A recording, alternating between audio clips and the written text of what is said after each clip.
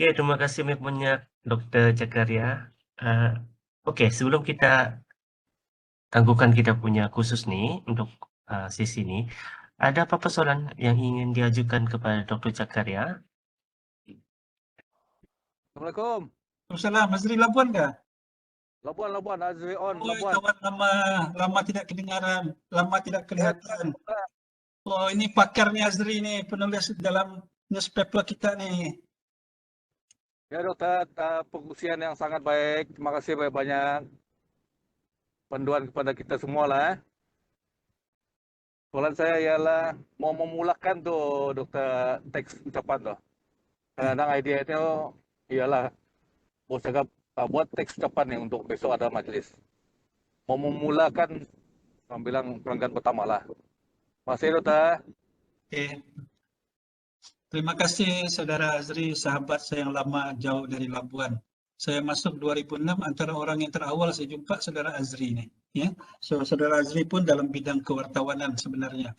Jadi ini adalah satu cabaran kepada semua orang. Dan bukan mudah untuk kita menulis even ayat yang pertama. Tidak mudah. Sebab itu apabila kita menerima tugasan menulis ucapan ini, saya punya panduan satu saja. Okey, saya tengok apakah objektif majlis.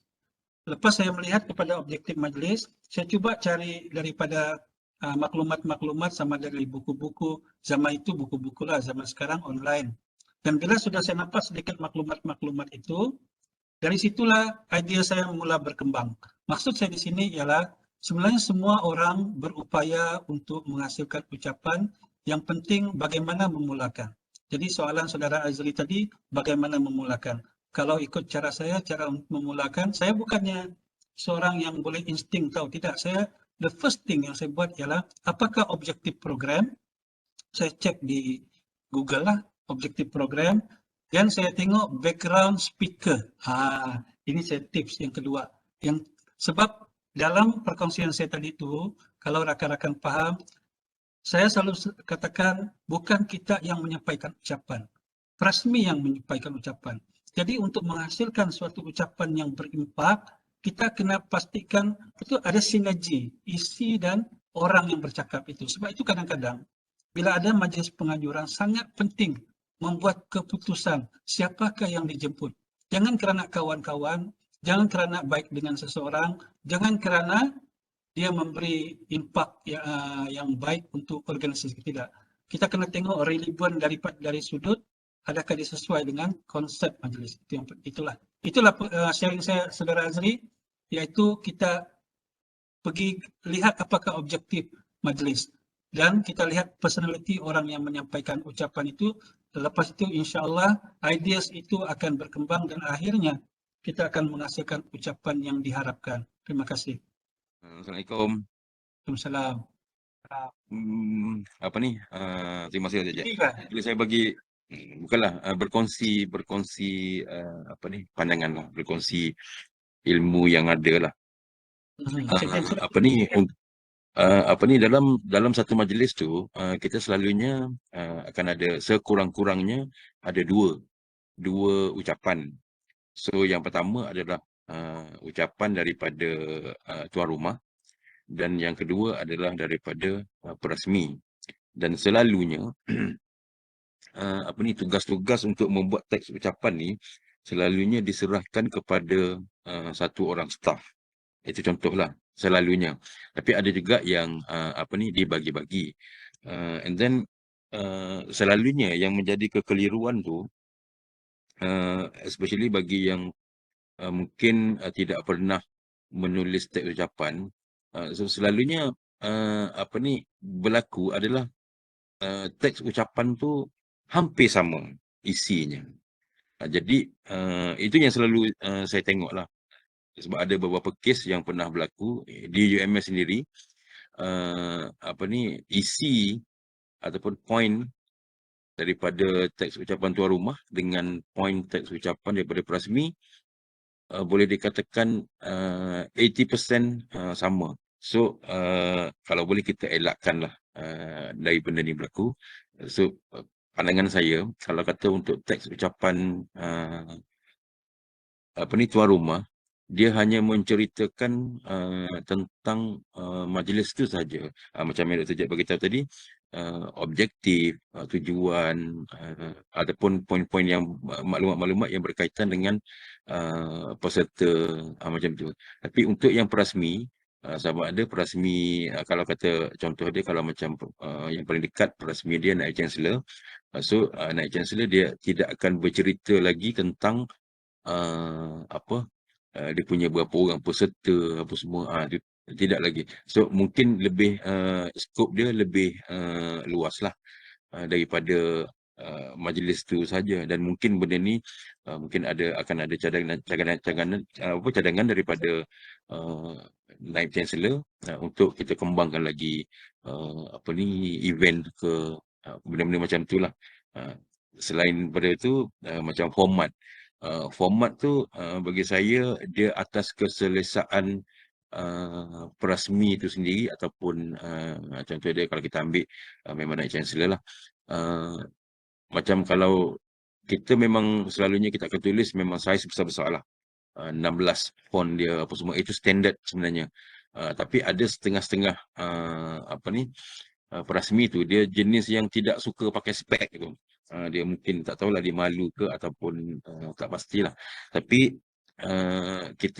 selalunya kita akan sediakan standard adalah 16. Betul yang Dr. Jack beritahu tu, supaya dia ada kelegaan. And then setiap point tu, setiap paragraf yang yang ditulis tu, kalau boleh bagi numbering, nombor 1, 2, 3, 4, supaya cakap kalau kata ada pembetulan yang nak dibuat, dia terus okey, poin yang nombor 8. Jadi sebenarnya lebih senang dan memudahkan kita untuk mencari. Jadi tak payahlah scroll kat mana ni. Jadi itu yang selalu. And then ada setengah-setengah tu, satu paragraf tu mungkin 1 atau 2 ayat sahaja. Jangan buat panjang-panjang, pendek-pendek. Dia lebih mudah, sebab ada setengah tu memang suka mengarang.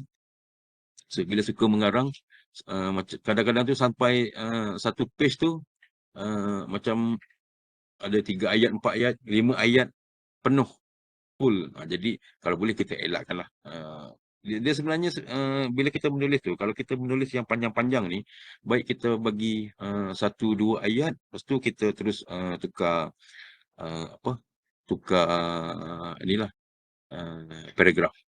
Dia sebenarnya yang lebih senang. That's why kalau buat penulisan tu, kalau boleh dia mesti padat, ringkas dan tepat. Jadi satu point tu kalau boleh 1 ayat, 2 ayat cukup sebenarnya. Itu sajalah setakat ni. Terima kasih. Terima kasih Cik Din. Saya pun setuju dengan Cik Din. Saya ambil pengalaman saya masa di BPK dan PPSKK dululah. Sebenarnya apabila pusat jabatan fakulti buat ucapan ya, buat majlis ya, satu cabaran yang saya dan rakan-rakan Cik Din dan lain-lain alami ialah pertama kami lewat menerima teks ucapan draft. Kedua, ucapan yang disediakan tu seperti yang Cik Din cakap tu, ada pada perasmi, ada pada tuan rumah. Jadi mungkin dengan adanya kursus seperti ini dan akan datang, ini akan menyelesaikan isu yang berlaku di universiti lah kan. Yang mana sebenarnya kita memerlukan tim untuk menghasilkan ucapan. Ucapan ini tidak boleh dibuat untuk satu orang ya. Pengalaman saya sendiri, pengalaman Cik Din dan lain-lain. Kalau kami buat ucapan yang perasmi orang lain, yang tuan rumah orang lain. Tetapi kami berbincang tahu. Contoh, masa itu, okey Cik Din, cek ucapan daripada penganjur, saya cek ucapan perasmi. Kami berbincang dalam keadaan kami bercakap. Sebab kalau saya baca itu, dan dia baca yang saya sediakan, prosesnya lambat. Jadi kami berbincang, okey, yang tuan rumah ni, ini dia punya point, yang perasmi ini dia point. Sebenarnya, isu ini perlu diselesaikan di peringkat fakulti, jabatan, pusat yang menganjur ya. PPSKK diorang cuma menapis dan menambah baik apabila ada penambahan daripada atasan. Atasan tu maksudnya pihak perasmi atau Naib Chancellor dan sebagainya. Terima kasih Cik Din. Ada soalan lagi?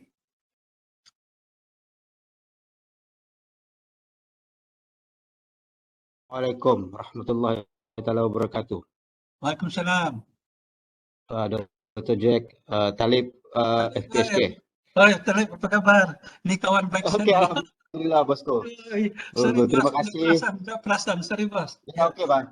Betul-betul time buat kerja sambil on, wah, bolehlah mendengar. Terima kasih atas perkongsian walaupun saya serba sedikit tahu perjalanan career Dr. Jack daripada state kepada UMS. Memang suatu yang hebat dan luar biasa, boleh menjadi idola pada kita. Kita datang minta inilah, bosku minta pandangan. Mungkin ada disentuh tadi, tapi mungkin saya terkeluarkan kejap ke apa kan, dah pastilah. Mengenai isu apa ni lah berkaitan dengan sindrom SS, shock sendiri penyedia ucapan ni. Okey, kita sebagai penyedia ucapan yang selalunya cabaran dan kita risau adalah kita menyediakan ucapan seperti kita yang bercakap, bukannya yang kita mau sediakan. Jadi shock sendirilah. Pada pandangan saya kriteria untuk teks dan ucapan yang baik. Di Dr. Dasyid tadi itu saya ringkaskan ada 3 perkara yang penting lah kali kan. Yang pertama kita faham konten event tu, maksudnya event tu contohnya kalau majlis APC jangan kita sediakan isu-isu cerita teks ucapan pasal isu politik pula. Nak ngam lah kan. Yang kedua mungkin faham audience. Penting juga saya rasa faham audience, maksudnya tengoklah level majlis tu bersama rakyat ke, bersama warga profesor ke dan sebagainya. Faham juga supaya penggunaan gaya bahasa yang baik. Dan yang ketiga saya rasa yang menjadi juga cabaran pada saya lah, pengalaman saya adalah memahami personality pembaca tu. Itu penting sebab kita tidak mau nanti kita shock sendiri. Sebab bagi saya penyedia ucapan ni dia boleh mempengaruhi karakter dan personality orang bagi ucapan tu. Kan? Bagaimana kita punya gaya bahasa tu lah.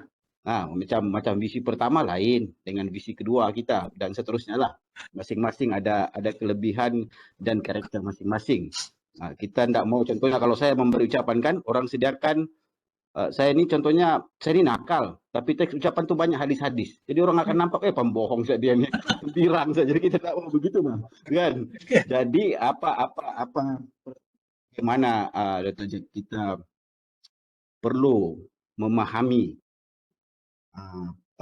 karakter personality penyedia ucapan tu supaya orang nampak very natural, memang ikhlas dari hati dia. Saya rasa mohon pandangan doktor lah. Saya rasa itu kalau doktor setuju lah kan penting juga kita faham karakter dan personality yang beri ucapan tu. Okey. Thank you. Okey. Tanya doktor penganjur. Okay, terima kasih saudara saya Talib. Saya dengan Talib ni berkawan cukup lama. Sebenarnya pandangan saudara Talib tadi memang saya sudah sentuh semua dan terima kasih kerana inginkan pandangan tambahan. Yang paling penting apabila kita menyampaikan ucapan seperti yang saya maklumkan dan seperti yang saudara Talib maklumkan tadi, jangan shock sendiri. Sebab itu apabila kita membuat ucapan kepada Prasmi, kita sebenarnya membuat ucapan dari perspektif orang yang akan bercakap. Bukan dari perspektif kita. Dan kita jangan cepat merajuk, kita jangan cepat marah. Kalau draft yang kita buat itu ditendang balik semula kepada kita. Kadang-kadang kita buat ucapan sampai kepada ketua jabatan tidak puas hati ditendang balik. Itu adalah ilmu yang pertama. Ucapan dibagi semana pegawai khas ataupun pegawai menteri ataupun pegawai Prasmi ditendang balik. Itu adalah ilmu kedua. Dan apabila sampai kepada menteri ataupun Prasmi yang orang kenamaan dipulangkan balik kepada kita, itu adalah ilmu yang paling hebat. Sebab kita dapat direct input daripada Prasmi. So maksudnya di sini ada 2 benda ya. Seperti yang saudara Talib maklumkan. Iaitu pertama, jangan shock sendiri. Maksudnya apabila kita membuat ucapan, kita kena pastikan ucapan kita itu adalah ucapan orang yang akan bercakap itu. Maksudnya kita kena ready untuk menerima penambahan-penambahan yang berlaku lah. Yang kedua, jangan cepat merajuk. Jangan cepat merajuk. Sebab itulah ilmu yang paling perlu untuk kita mematangkan lagi penulisan kita. Yang lain semuanya saudara Talib sudah terangkan dan saya sudah kongsikan juga. Terima kasih sahabatku, saudara Talib. Alhamdulillah, thank you Doktor. Okay. Pencerahan yang cukup jelas. Terima kasih. Thank you. Tanya.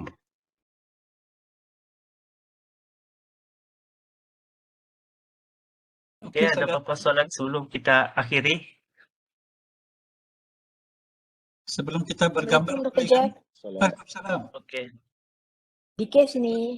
Dike, oh orang-orang hebat nih, orang-orang BPK semua nih. Oh, syukur alhamdulillah. Silakan Dike. Ya, saya alhamdulillah lah kerana pernah berganding bahu juga dengan Dr. Jack, dengan Talib, semua kan. Semua orang-orang hebat. Saya sebenarnya dulu latar belakang tidak ada penulisan, tetapi tercebur kerana telah ditempatkan di BPK. Langsung tidak ada background penulisan apa semua, tetapi in a way saya belajar. Belajar dan mau cakap minat, tidak juga minat menulis. Tapi sebenarnya bagaimana untuk rakan-rakan kita lah kan, rakan-rakan kita sekarang ni, macam mana kita mau mereka berminat juga untuk menulis sebenarnya. Even last time kita sebenarnya bila dapat teks tu, langsung tak tahu, dikasih point saja. Lepas tu kita main hantam-hantam. Dulu internet pun tidak juga macam sekarang yang boleh kita rujuk kan. So macam mana Dr. Jack untuk kita, bahasa kita sebenarnya, bahasa ucapan tu sebenarnya saya rasa it's different from penulisan kewartawanan sebenarnya kan. So macam mana kita untuk mendapat segala idea-idea penulisan ucapan tu sebenarnya. Siapa? Lari sudah screen saya sekejap. Okey, terima kasih Dike. Ada dua lah yang saya cuba ingin propose lah pada pengurusan. Yang pertama ialah kita banyakkan kursus-kursus seperti ini dalam kalangan staf pentadbiran khasnya. Sebab staf akademik ni mereka memang ada bidang sudah tertentu. Mereka berkeupayaan untuk jadi pakar sebagai salah seorang speaker, sebagai salah seorang prasmi contoh. Tetapi kumpulan pentadbiran ni kita kurang sebenarnya. Jadi pertama cadangan saya ialah banyakkan kursus-kursus begini dan banyakkan yang fizikal. Ya. Yang kedua ialah pertandingan. Pertandingan ini sebenarnya bukan tujuan untuk mencari yang terbaik. Pertandingan ini tujuannya asas kepada ini pertandingan ialah menggilap bakat ataupun memutihkan tunas-tunas tunas-tunas untuk menjadi seorang yang hebat dalam bidang ucapan, penulisan dan sebagainya. So dua benda ni saya ingat universiti perlu ataupun pengurusan perlu giatkan lagi. Pertama, kursus-kursus. Saya fokus kepada pentadbiran ni. Saya tidak fokus kepada akademik. Sebab akademik mereka sudah ada bidang. Mereka ada subject expert matter. Kepada pentadbiran. Pertama adalah kursus-kursus yang berkaitan dengan penulisan teks ucapan, penulisan citra, penulisan esei dan sebagainya. Yang kedua ialah pertandingan. Ingat, pertandingan bukan untuk mencari yang terbaik. Pertandingan adalah untuk menggilap bakat. Lagi banyak pertandingan pertandingan bukan mahal pun hadiah dia. Kadang-kadang orang dapat nombor 1 sampai nombor 10 walaupun hadiah dia RM50 itu sudah satu apa orang bilang tu achievement. Jadi secara tidak langsung itu akan memutihkan bakat-bakat seperti yang Dike maksudkan tadi. Terima kasih Dike. Sama-sama Dr. Jack. Thank you perkongsiannya. Assalamualaikum Doktor. Waalaikumsalam. Apa kabar Doktor? Kabar baik. Siapa ni? Azmi, Azmi, Tuan Azmi. Oh ini orang-orang hebat ini. Ada pemidat, ada pengacara. Alhamdulillah. Silakan Tuan Azmi. Okey, macam ni Doktor sedikit minta lah sedikit pendapat daripada Doktor bagaimanakah cara terbaik ataupun tempo-tempo yang bagus ni sebagai ucapan yang perlu disampaikan oleh prasmi itu. Contohnya dalam satu-satu majlis tu berapakah tempoh masa yang sesuai, majlis sekian, sekian majlis, jenis-jenis majlis. Sebab ada beberapa majlis-majlis ini kadang-kadang ada masa yang diperuntukkan tu macam tidak mencukupi dan ada pula peruntukan masa tu dibagi lebih dengan tidak inilah synchronize dia masa tu. Jadi ada cadangan-cadangan Doktor ataupun tadi saya tengok ada Doktor bagi jugalah masa-masa yang sesuai. Sebab kadang-kadang sesuatu ucapan tu dia ada diselitkan dengan impromptu, kadang-kadang ada diselitkan dengan tiba-tiba fakta tu datang dalam minda kita. Mungkin apa pandangan Doktor? Masih Doktor? Terima kasih Saudara Azmi. Dua lah yang saya boleh syorkan di sini. Jenis dan konsep. Jenis ni tadi saya sudah kongsi jenis-jenis ucapan, majlis anugerah, majlis perpisahan, itu jenis-jenis. Dan jenis-jenis majlis ini dia ada time frame. Untuk perasmi, untuk alu-aluan dia ada time frame. So itu sudah fix. Konsep pula ialah perubahan yang berlaku dalam jenis-jenis tadi itu. Kadang-kadang dalam majlis anugerah, contohnya permintaan daripada perasmi sendiri, contohnya dia minta lebih masa. Itu kalau maklumat awal ini kita perolehi, senang kerja kita. Tapi kita kena tentukan, bukan, memang kita sudah tahu jenis, tapi konsep itu kita perlu jelaskan supaya majlis itu kita boleh ikut dia punya exact time frame. Itu yang bagaimana kita mengurus tempo masa ucapan. Dan paling yang pengalaman saya lah paling mencabar kalau kita bagi perasmi yang hebat berkata-kata. Perasmi yang hebat berkata-kata ni, orang boleh fly tapi susah mau landing. Jadi macam mana kita mau suruh dia berhenti? Ini Tuan Azmi mesti hadapi masa ini. Betul doktor. Inilah masalah yang saya hadapi doktor. Kadang-kadang penganjur sampai tengok saya 2-3 kali, macam saya bilang macam mana kita mau suruh orang berhenti kan? So betul. Itu masalah yang saya hadapi doktor. Jadi untuk mengatasi masalah ini saya punya pengalaman pernah saya praktiskan. Saya bagi tahu pegawai dia ataupun orang yang terdekat dengan dia, Datuk ni cuma ada masa sekian-sekian, kalau dia drag ini 5 minit tidak mengapa. Yang penting itu kita maklumkan pertama. Jadi apabila sudah dimaklumkan kepada perasmi itu, in between masa proses acara itu kita sebenarnya boleh interfere tapi secara polite, dan dia tidak akan terasa sebab kita sudah bagi tahu awal. Cuma dia tidak, dia bila dia asik bercerita tu, dia pun tidak akan tengok jam dan sebagainya. Tetapi apabila kita memberitahu awal kepada pegawainya ataupun dia sendiri, sekurang-kurangnya bila susah kapal tu mau landing kan, kita boleh ahem dan sebagainya. Ataupun kita interframe dalam jenaka dan sebagainya. Semoga membantu. Kadang-kadang saya akan di depan rostrum tu, bagi macam tengok-tengok mata lah.